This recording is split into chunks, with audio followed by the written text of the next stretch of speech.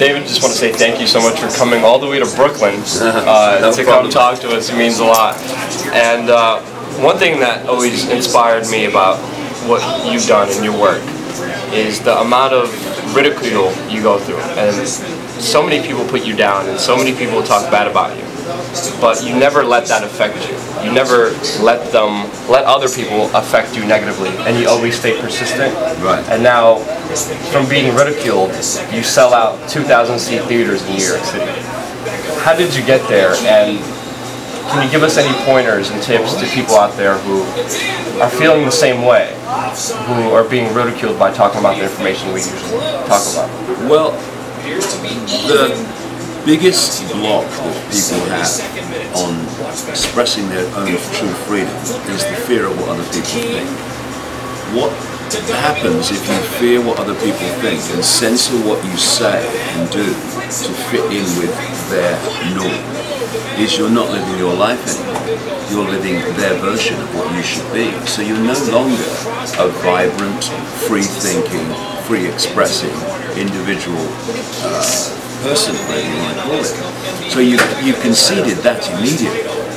And so, in so many ways, the massive ridicule that I had, and still get here and there, was a gift in the sense that it was so enormous, so intensive that you either went under, ended up in a pillar, or you stepped out of the concern with what people thought. And so many times, you know, life gives us our greatest gifts, brilliantly disguised as our worst nightmares. And, you know, it was a nightmare in the experiencing of it, because the intensity of it and the merciless nature of it.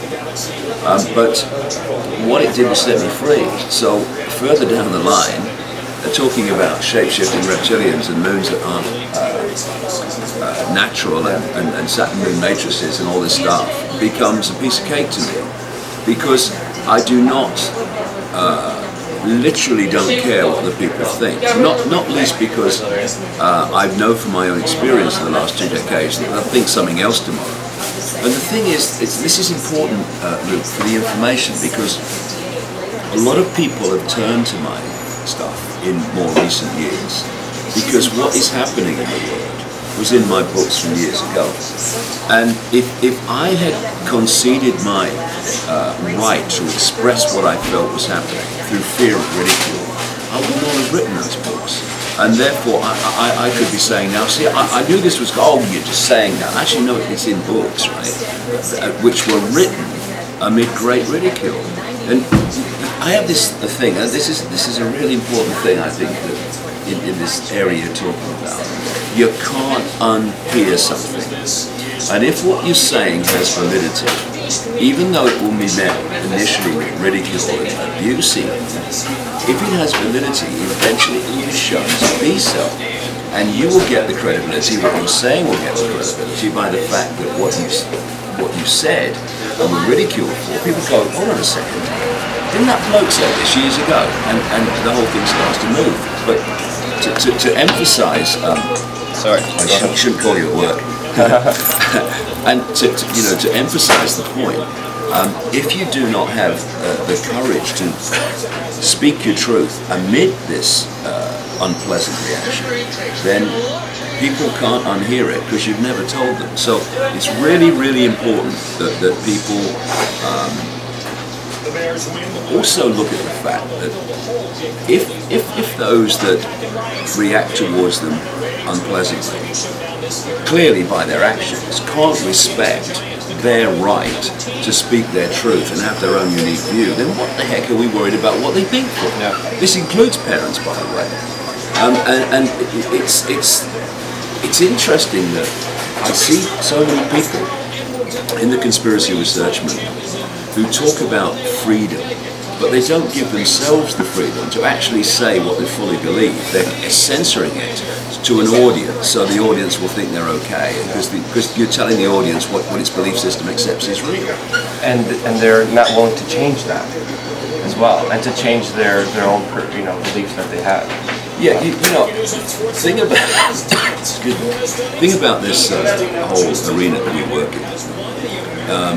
is that if you come to it with any preconceived idea, any religious belief system, any political belief system, anything that is not for sale, is not for moving, you're only going to get so far. Because once you meet that information, that if you go there and you put your religious belief or your political belief under question, you go there and no further.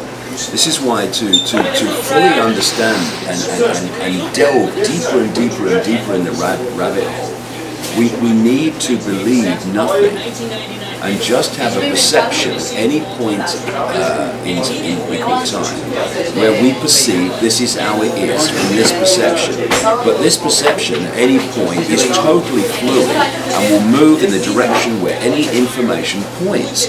No censoring by, well, that's going against my preconceived idea. The information is the star here. And the information has to be the star both when it's communicated, not the communicator the star. I mean, you can become well known by communicating if you're successful enough in doing it. But the information has to be the star, not you. And it's the same when you're researching. The information has to be that which drives where you go, not preconceived idea and whether it suits your belief system or not. For researchers to get as deep in the rabbit hole as we need to go, and it's much, much deeper than we've gone so far, they have to free their minds. It's nobody talking about the public must wake up and free their minds. The bloody researcher must free their minds so they can actually go anywhere the music takes them, instead of telling the orchestra what to play. And understand that change is the only constant. And well, yeah, there was this great line I've never forgotten. The Greek philosopher Socrates is supposed to the only truth is there is no truth. Yeah, another line he said, which was supposed to have said, which is wisdom is knowing how little we know. Yeah. Once you come from that perspective, you believe everything. Obviously, it has to stand up and show its validity by either lots of supporting information or strong evidence. But that philosophy, wisdom is knowing how little we know, keeps your mind constantly open, because you know, whatever you know, there is endless amounts more to know. Yeah. That's what keeps you moving in deeper and deeper into the rabbit hole, because it's my feeling, is my experience of it and what I see and what it's become. It's funny that there's a mainstream media and there's an alternative media, but there is a mainstream alternative media as well. It's falls in. And if you are an expert on 9/11 and banking scams and political scams and engineered wars and engineered terrorist events, you are still walking around the outer rim of the rabbit hole. You've not entered it yet. This is all at the play-out level. And to understand not only how this is orchestrated, but how you unorchestrate it, is to go into the rabbit hole and find out where it's coming from. It's like being in a movie theater. You've got to change the movie on the screen. It's a done deal. You've got to go and find out where it's being projected from and change the reel. And therefore, you have to have this open mind, because once you delve deeper in the rabbit hole, you go beyond political belief, you go beyond scientific, mainstream science belief, you go beyond definitely religious belief.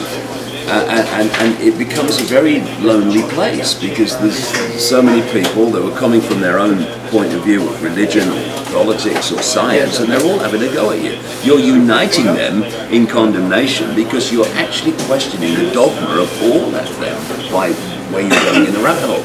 But if you're not have a free mind that will go there on the basis that the information justifies it, and then a free spirit that will then communicate it, knowing the resistance of the laughter you're going to get from some many kind of people, then you are not going to go on pursuing as we must the bottom of the rabbit hole and where all this is going.